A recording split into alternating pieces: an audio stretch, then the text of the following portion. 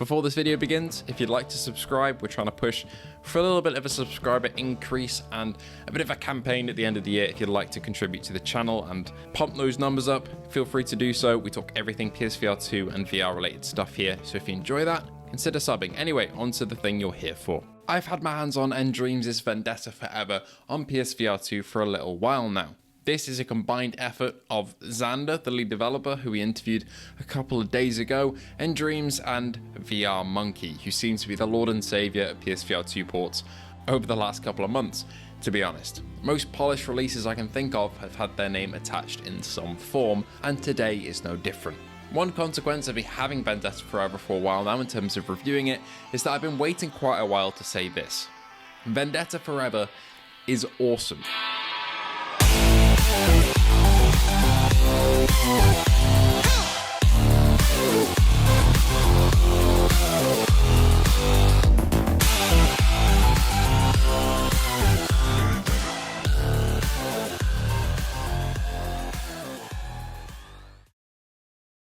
Now that's all well and good me saying that, but what even is Vendetta Forever? Well, it's a bit like Super Hot meets Pistol Whip. Two very beloved games, but even putting it that way is a bit of a disservice to Vendetta Forever as a game, because it does its own thing. Sure, it takes elements from very popular VR games, because Xander, the developer, is a big VR fan. He's been in the industry for a very long time, and he's not just picking and choosing different gameplay elements from other games, he's also putting in his own new spin on things. It's a game where you progress through levels, fighting enemies using a variety of different guns in this stylized environment that is quite a workout.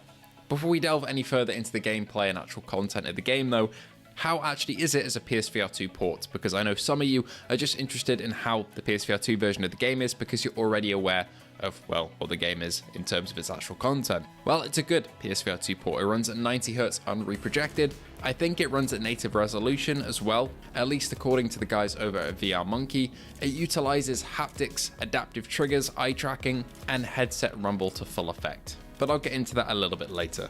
So yeah, it's a good PSVR2 port and I'd happily recommend it for its resale price of £18.99 if you love this sort of game. Now Vendetta Forever hinges on one locomotion aspect, and that is its absolute butchering and dismantling of traditional locomotion movement. But for this game, that's a good thing. Gone is normal teleport movement and gone is normal smooth movement as well. To progress through the levels, you kill an enemy and you grab their gun. That will transport you to where they were standing, and through that you can then progress through each level, making your way around the map until you get to the end. This low kill motion, as it's called in the game, works really well. It takes a bit of getting used to, and for the first couple of levels I did struggle a little bit, but once you get used to it, it really starts to flow, and it's one of the only games that I'd really, at least for me, recommend that you leave hold to grip on and don't have toggle, because you will be dropping and picking up weapons so often that it's just worth keeping it on hold instead of toggle. And I've never said that before about any VR game aside from Into the Radius, because that has the hybrid system, which is great. Now the levels in Vendetta Forever are quite short. They're between 30 to about a minute or maybe a minute and a half at most. There is one level that pushes around 3 minutes. The levels are incredibly stylized as well. They're all inspired by your favorite action films and action games. There are clear inspirations from films like The Matrix, Indiana Jones, John Wick, Splinter Cell, James Bond. There are just so many. I would be sitting here all day if I were to list off all the inspirations for the 60 levels in the game. And yeah, 60 levels is quite a lot. And they all have really cool gimmicks to them, such as this one, which lets you see the sound waves caused by your shots.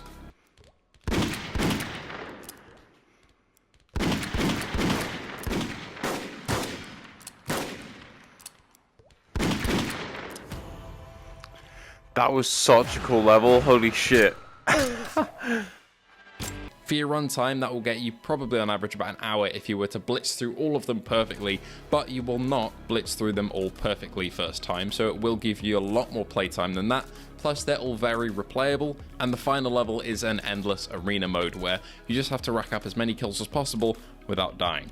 As I said though, you won't get through all the levels flawlessly because the game is quite difficult. That's a good thing for some people, a bad thing for others. Some people really love a game like this where it's a bit of a power fantasy, but instead of that, it's a glass cannon sort of power fantasy. You can absolutely tear through leagues of enemies, as they usually die to a single shot to the head, unless they're armored, in which case it'll take a few, but you also die to a couple shots in the head, so it is fairly balanced. But if you love VR games where you are an invincible, unstoppable force, this maybe isn't for you, at least in its vanilla state. I say that because there are mutators you can turn on, which we'll get into in a bit, that can enable invincibility if you really want that.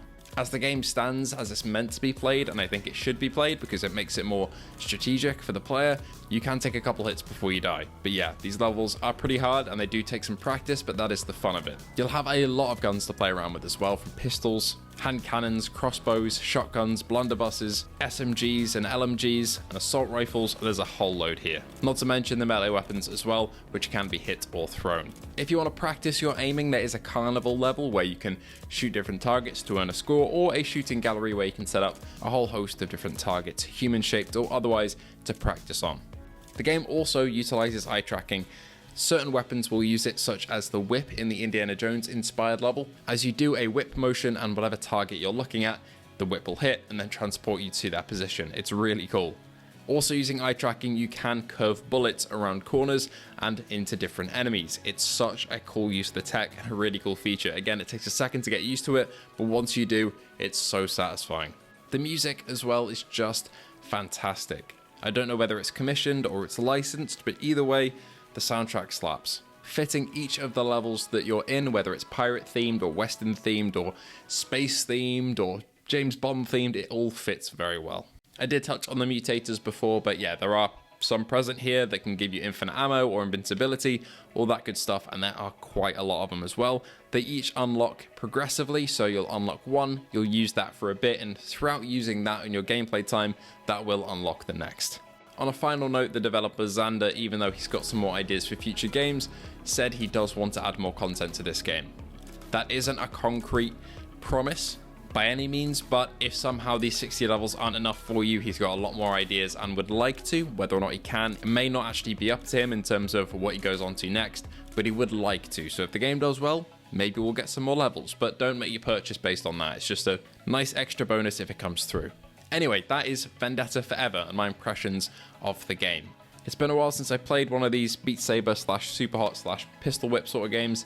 They are very tiring and very fun and can take a lot of practice to get really good at, but if those games are your bread and butter and you like Pistol Whip, you are probably going to love your time with this one. I don't really have anything negative to say. It's a VR game built by somebody who has been in the industry for a very long time, and it shows. And while it might not be the deepest thing in the world or the most VR AF game you've ever seen, it fits into a niche and a category for its gameplay, and it fits in there very, very well. Hats off to InDreams, Xander, the rest of the dev team, and VR Monkey, because this is one of the games in October that I wasn't really that hyped for a couple of weeks ago, but now I have really, really enjoyed. Anyway, thank you all for watching. Thank you to our patrons and YouTube members: Luke Bentley, Phil Irving, Hazit Mirza, Ace Gamer, Hippie Pickle, Jin007, A License to Chill, Son, WTF, Fat Controllers, The Game Cat, Andrew Aaronrack, Jason Parker, Lamar Hall, Jordy Bandsman, Lemon64K, Outcast VR, Prophecy777, Gundi, Salvador, and David Gebhardt. If you want to join the Patreon or YouTube membership, all those links are down below, and I'll see you all in the next one.